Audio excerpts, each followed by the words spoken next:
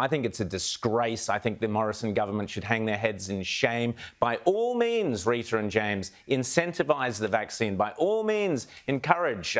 Henry Ergus and Professor Pincus have a terrific piece in The Spectator this week saying, yes, do a lottery like they do in the States. By all means, incentivise a way for people to get the vaccine, but coercing them through a passport or a certificate is deeply sinister, Rita.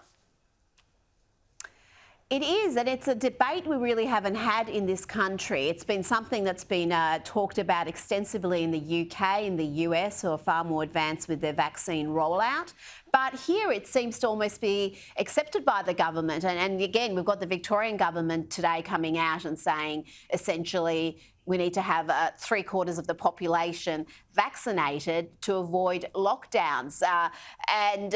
The pressure to get vaccinated, I'm all for that. I'm all for people being encouraged, even if there's inducements.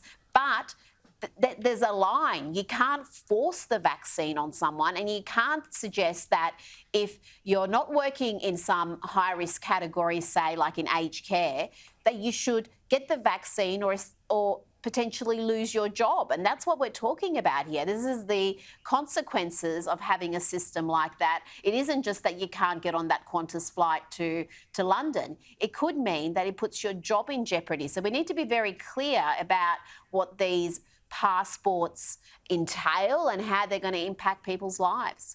Precisely. And James, we'll be talking to Craig Kelly later in the show. He's introduced a bill into Parliament, or plans to introduce a bill into Parliament, saying no domestic vaccine passports. Now, it's a different matter if you're saying going overseas, coming in, international borders, absolutely, understand all that. But within the country, to start separating citizens, private citizens, into different classes based on their health records is to me, unacceptable.